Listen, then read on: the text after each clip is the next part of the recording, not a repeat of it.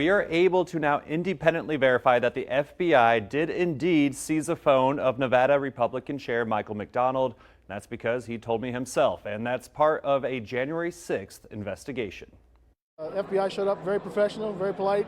They had a subpoena for the phone, and we gave the subpoena over to them. That's Nevada GOP Chair Michael McDonald describing the day the FBI subpoenaed his phone 2.5 weeks ago. He says they still have it somewhere in Washington, D.C. Are you worried that they have it?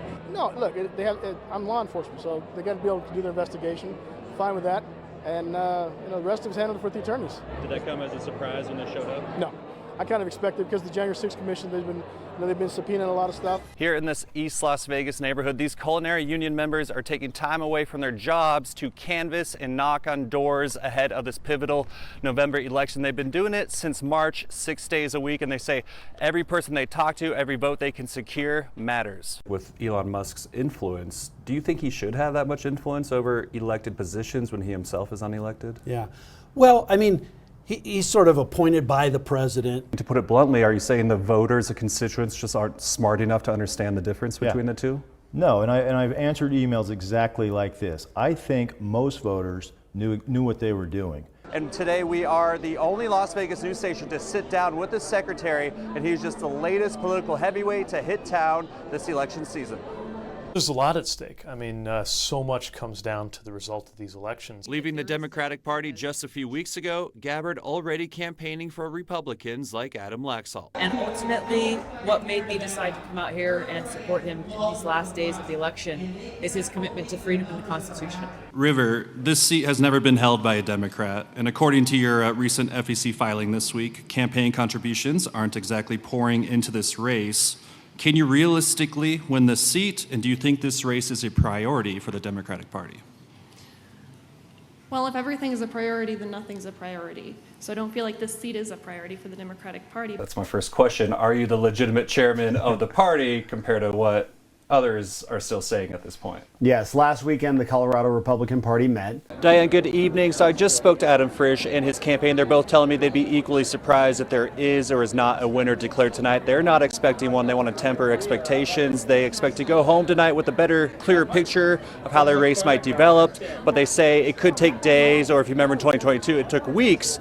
But don't expect that race to be that close as it was with Lauren Boebert, 546 votes. So we'll be here all night keeping you updated on any updates from the Frisch campaign. I'm Brett Forrest reporting live in Aspen, News 5. Early voting has been happening here in Nevada since Saturday. Tens of thousands of votes already cast here in Clark County, but still turnout is considered relatively low compared to previous elections, and that is cause for concern with some political experts. In the Student Union building of the College of Southern Nevada, these young voters are fed up with negative attack ads. Everywhere, everywhere, everywhere. When you walk outside, when you listen to the radio, when you listen to music, when you watch a video. So it's impossible to escape them or avoid them. It's just overwhelming, and it just turns young people away. For some, this is their first election. Others will vote in 2024.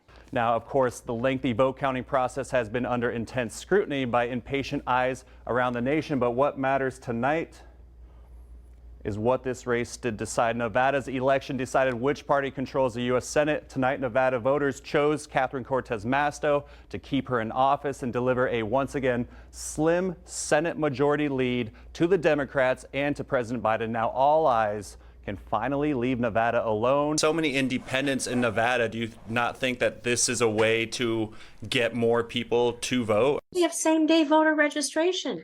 So if you're registered as an independent, nonpartisan, libertarian, whatever you're registered as, you can show up to a polling place. I know you are pushing yourself as Trump's guy, but he just endorsed Joe Lombardo. I just heard that in the crowd, yeah. So what's your reaction to that? My reaction is that, look, Nevada's still looking for a leader, someone that was going to stand up and fight. That's what I've done. If you want someone like Ron DeSantis that we all just heard from, it's not Joe Lombardo, it's Joey Gilbert, and I think Nevadans know that. And again, look, Trump's a businessman. I heard Joe Lombardo bought the endorsement. Joe Lombardo sitting down with our Brett Forrest. It's Lombardo's first one-on-one TV interview since taking office. Yeah. The universal mail ballots, you also mentioned maybe moving the deadline up to Election Day. So is that a concession you'd make? Maybe they don't get rid of universal ballots, but they move the deadline. Is that something you'd consider? It's all negotiations, and it is. It's a concession. Former Governor Steve Sisolak speaking exclusively with News 3 today, one of his only interviews since leaving office. Yeah, he was talking to the Nevada Alliance for Retired Americans in Henderson and took time to talk with our Brett Forrest one-on-one about a wide array of issues. Brett's here in the studio. What did he have to say about whether he'll be running for office again?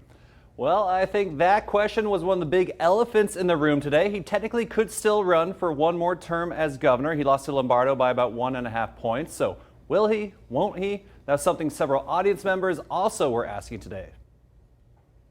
Are you considering running another run for governor? Come on. I get asked that every single day. Yeah, good evening, guys. The vice president is coming here to Las Vegas with a string of legislative victories recently. That includes the CHIPS Act, the Inflation Reduction Act, which was passed by the Senate just on Sunday this week. So today in the MGM Grand behind me, the vice president was letting people know about these recent successes. Hello and welcome to this special edition of News 5 after the presidential debate. I'm Allison Zimmerman. And I'm Brett Forrest. While the presidential election is certainly the big story nationally, here at home, you'll have a lot more to decide on. For the next half hour, we're breaking down key races, taking a look at the state of our politics in Colorado, and walking you through some of the big issues.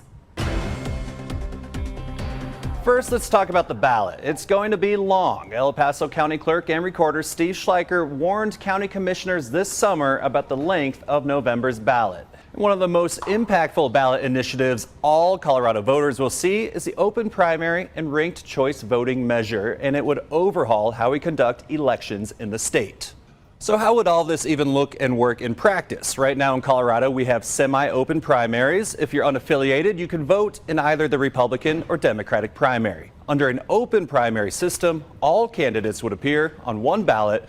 It doesn't matter if you're unaffiliated or not, everyone would vote on the same ballot. I'm Jim Snyder. That video attracting more than 16,000 views on Twitter. Brett Forrest joins us live here in the studio. And Brett, this has all happened at the Smith Center. It was during an event put on by the Nevada Independent. Yeah, Jim Marie, good evening. And so the man in that video, he does not regret what he did confronting Sheriff Lombardo and posting the video publicly. But he says he does regret some of the language he used because it takes away from the issues he was trying to criticize. Joe Lombardo, real piece of hi, thank you for coming out. You think you throw on your little blazer? Joe Lombardo attending an event at the Smith Center, being asked to pose for a photo. Instead, the person filming starts verbally accosting the sheriff. Pretending you're not putting a documentary in prison, you piece of garbage, huh? Not profiting off of hate, not profiting off of hate. In the video, Lombardo tries to distance himself. The man filming, identified as Sean Navarro, he's a member of the Las Vegas Democratic Socialists. He says the video wasn't planned, but after sitting next to Lombardo all evening, he felt compelled to say something. Pretend that he's not doing these horrible things, that he's like the adult Republican, he's the respectable Republican. And it's something I really disagree with. I really disagree with him trying to be in these spaces and trying to be comfortable and no one really saying anything to him. The incident reminiscent of a restaurant confrontation between Governor Sisolak and a man just 4 weeks ago. You working for China, piece of you traitors, we should string you up by lampposts right now. Navarro doesn't think it's the same, saying he didn't threaten the sheriff like what happened with the governor. He says he was nervous and maybe could have used less aggressive words. I 120% do not regret what I said. I said it with my chest. I would say it again. I regret not saying more. That honestly was me at like 50%. I wanted to say a lot more, but I was trying to be a little bit, I didn't want to be too loud and disruptive. The confrontation drawing condemnation from Republicans and Democrats alike. Governor Sisolak tweeting, "I condemn this rhetoric in the strongest terms." And with so many unaffiliated voters in Nevada, some say social media posts like this could backfire. All you're doing is trying to gin up their interest. But does it have the opposite effect in terms of winning support? It probably does. Now, Joe Lombardo's campaign also sending a statement saying, in part, as sheriff, I deal with my share of unruly people every day. But in politics, there should be no acceptance of this kind of vitriol and hate, and it must be condemned in the strongest terms possible. I'm Brett Forrest reporting live in studio, News 3. Brett, thank you. It sounds like the county clerk is kind of backing off expectations. Yeah, Jim, that's right. He invited us out to Pahrump today to see the hand counting in action. It's been so controversial because it's gone through multiple legal challenges. And now the clerk, he finally has a go-ahead from the Secretary of State, but they're weeks behind schedule. So yes, he is backing off some expectations and referring to all of this as a test. the computer didn't see all of this stuff going on. Meet Mark Kampf, the Nye County clerk who came out of retirement to implement an all-paper ballot election with time-intensive hand counting, now racing against the clock to prove it can be done. We lost almost 14 days where we weren't counting, and so now we've got 7 days to get it done before we have to lock those ballots up. People driving in from all over Nevada to help count nearly 20,000 paper ballots. About 170 people volunteered so far. On Friday, 2 women driving 6 hours from Carson City, saying they're prepared to work through the weekend. But Kampf admitting the age of these volunteers has caused some issues. Unfortunately, you get a lot of mistakes when you get people, and our demographic in this town is 85% of the people are 56 years and older. We had to send back a lot of ballots for recount, but again, that's part of the quality control process. Working against time, Kampf said day one had plenty of hiccups, but they still got through 2,500 ballots, which he says puts them on pace for their deadline. What was the error rate yesterday?